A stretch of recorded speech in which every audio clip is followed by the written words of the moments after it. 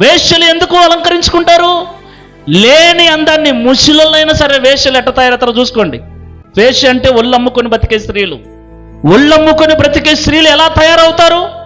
పూలు ఇన్నుండవు, ఈడు దాకుంటాయి. జడ నిండా పూలే. అది జడ కూడా కాదు, ఏముంటుంది అది? క్షౌరం. క్షౌరం పెట్టుకొని దానికి నిండా పూలు పెట్టుకొని కాటిక పెట్టుకొని ఐబ్రోజ్ చేసుకొని లిప్స్టిక్ పూసుకొని లేనిపోని అందాన్ని తీసుకొచ్చుకొని బంగారు నగలు లేకపోయినా గిల్టు నగలు పెట్టుకొని షోకులు చేసుకొని రోడ్డు మీద నిలబడి ఉంటారు వాళ్ళు. ఎప్పుడు కూడా ఈ యెజబేలు లాగా వేశ్య వేషము వేసుకోవాలి, కవ్వించండి. ఒక విషయం చెప్పనా, నువ్వు షోకులు చేసుకుంటే నీ భర్తకు నీ మీద ఇష్టం కలుగుతుందేమో కానీ ప్రేమ కలగదు. అందము వలన ఇష్టము పుడుతుంది కానీ ప్రేమ పుట్టదు. నువ్వు అందంగా కనబడాలని, సౌందర్యంగా కనబడాలని నువ్వు ఎన్ని షోకులు చేసుకున్నా నీ మీద ఇష్టం కలుగుతుంది. ఇష్టము కొంచెం సేపే ఉంటుంది, ప్రేమ శాశ్వత కాలం ఉంటుంది. ప్రైజ్ ది లార్డ్, హల్లెలూయా.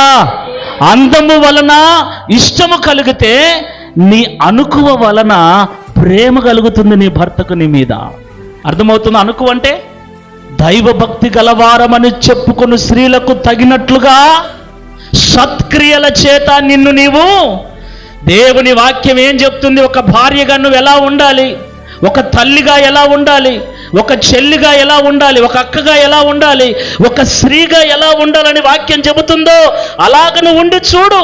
నీ అందముతో పనే ఉండదు. Praise the Lord. నువ్వు శుభ్రంగా వచ్చేసరికి నీట్గా రెడైపోయి ఆడ పూసుకొని ఈడ పూసుకొని నువ్వు కనబడాల్సిన పని లేదు భర్తకి. హల్లెలూయా. ఏ బ్యూటీ పార్లర్ లేదు మా ఇంట్లో. నా బిడ్డను కూడా అలాగే పెంచుతూ ఉన్నాం. ఎందుకు? గాజులు వేసుకోదు, బంగారం వేసుకోరు. ఇప్పుడు బంగారం లేకపోయినా పెళ్ళి వచ్చేసరికి, పండగ వచ్చేసరికి గిల్టు నగలు తెచ్చుకొని మరి ఉన్నవి రుద్దుకొని బ్రష్ చేసి ఏమేసి అరిగిపోయేదాకా రుద్దుకొని మరీ తగిలించుకుంటారు చెవులకు ముక్కులకు. గంగరెద్దు లెక్క. సంక్రాంతికి గంగరెద్దులు వచ్చాయి, అంతవరకు బాగుంటుంది అది ఎద్దు. కానీ ఆ సంక్రాంతి వచ్చేసరికి భలే రెడీ అవుతుంది అది. అట్లుంటారు కొంతమంది స్త్రీలు. క్రైస్తవ స్త్రీలు కూడా అలా తయారవుతున్నారు. అది తప్పు. మీరు అలంకరించుకోవలసింది మీ వేషం. అది వేషం. ఎందుకు వేస్తున్నారు ఆ వేషం?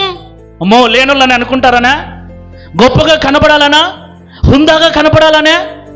డంబంగా కనపడాలనే? అందంగా కనపడాలన్నా? అందం కోసం, గొప్ప కోసం నువ్వు వేసుకునే వేషము అది మంచిది కాదు. అలాంటి వేషాన్ని దేవుడు ఇష్టపడట్లేదు.